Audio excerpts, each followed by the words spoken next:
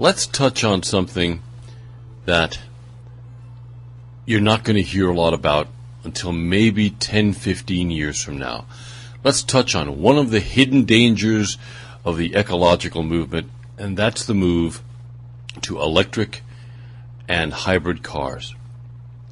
50 years ago, the Germans linked underground streams and the electrical changes that those streams created in the overlaying land to an increase in cancer in those living directly over the streams, especially those whose bedrooms were right over the streams, even if they were 2 stories high.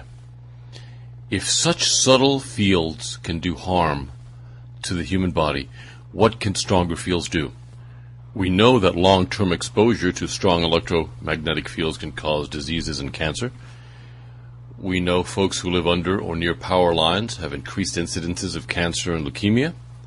Yet in the flurry to get into the politically correct vehicles, in the flurry to get away from gasoline, in the flurry to get into all the new stuff and save the earth, we're going to go fry our testicles and fry our tissues in these new electric cars. Let me explain what's going on. The motors in these electric cars are basically offshoots of the starter motors for jet engines. The first electric cars were exactly that. They were the starter motor for jet engines, just like the starter in your car turns your engine so it can catch the spark and turn on. The starters for jet motors do about the same thing. They turn the turbines in the jet motors and allow the motor to start. Well, years ago, back in the 70s, they took the starter motors for these jumbo jet engines and they put them on car frames and they ran them off of either batteries or off of gasoline-powered generators. Bingo, your first hybrid engine car. And the idea has really not changed much since then. These are huge electric motors, and all electric motors create electrical fields, and they create fairly big electrical fields. The electric motor in your refrigerator creates a fairly sizable electrical field.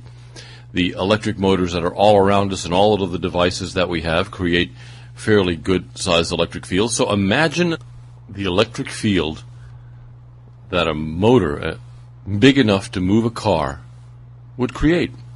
At a 90-degree angle to any electrical field is a magnetic field. That is a given.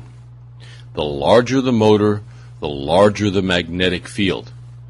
So, you've got this relatively huge electrical motor practically sitting in your lap because it's right in front of the firewall under the hood, and it is generating an electrical field that is probably larger than your car.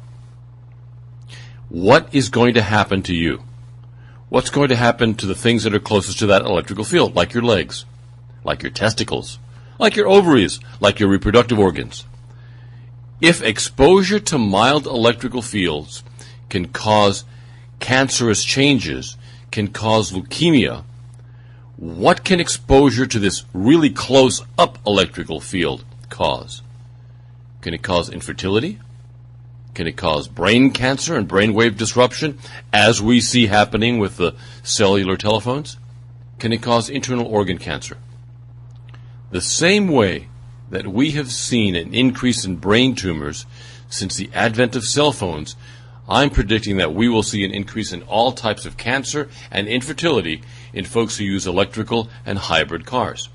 Conventional medicine will love hybrid cars because it will create more medical customers for the docs, the hospitals, and the drugs to feed off of.